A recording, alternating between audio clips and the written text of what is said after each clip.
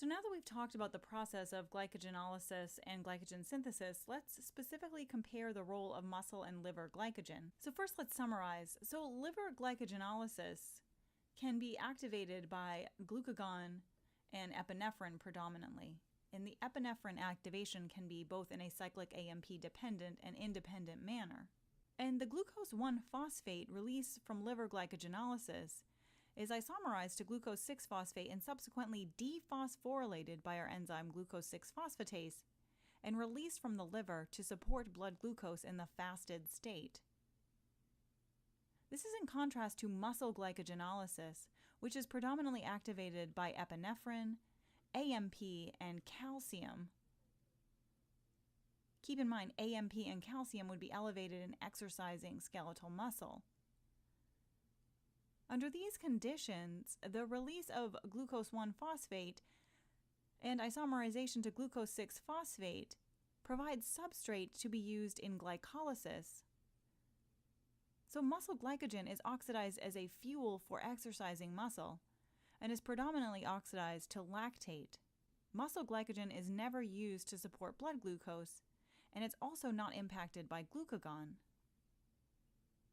This is because muscle lacks glucose 6-phosphatase, which is the enzyme required, again, to dephosphorylate glucose 6-phosphate and release it from the cell.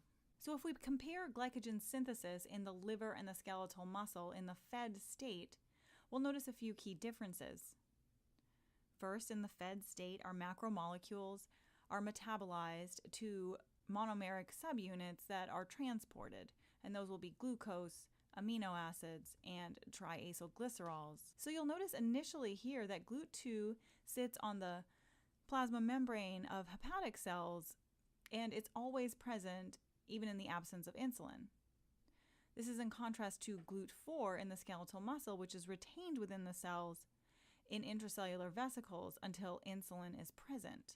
So here in the fed state, we have insulin, and that is elevated, and it will bind its respective receptor. And in the case of skeletal muscle, this will initiate the translocation of GLUT4 to the plasma membrane.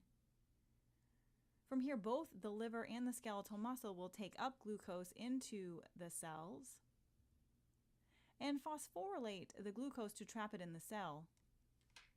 You'll notice that in the liver, glucokinase is responsible for phosphorylating the glucose, whereas in the skeletal muscle, this is hexokinase. And again, hexokinase will be rapidly saturated.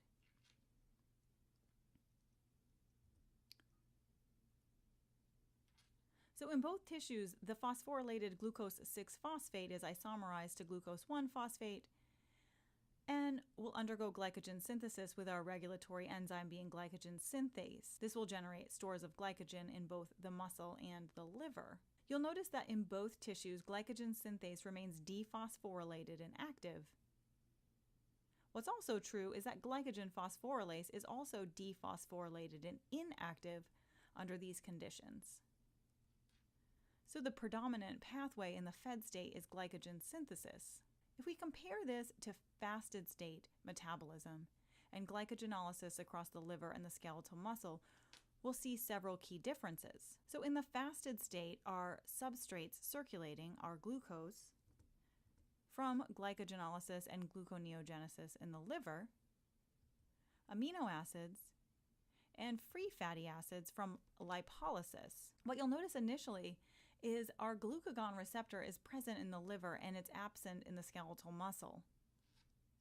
So as glucagon binds its receptor in the liver, this initiates a cascade of event such that we have phosphorylation and activation of glycogen phosphorylase and phosphorylation and inactivation of glycogen synthase.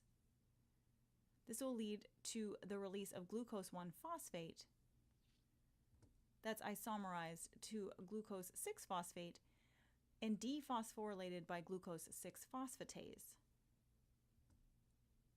The free glucose can then be released from the liver and will contribute to the blood glucose pool. Now, what you'll notice in the skeletal muscle is there's no change in the regulation of glycogen synthase and phosphorylase.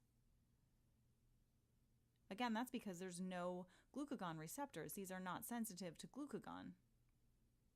And if you remember from week 4, you'll also remember that the primary oxidizable fuel for both skeletal muscle and liver in the fasted state will be free fatty acids. So these will be oxidized to produce ATP for the tissue. So let's summarize here with a quick question.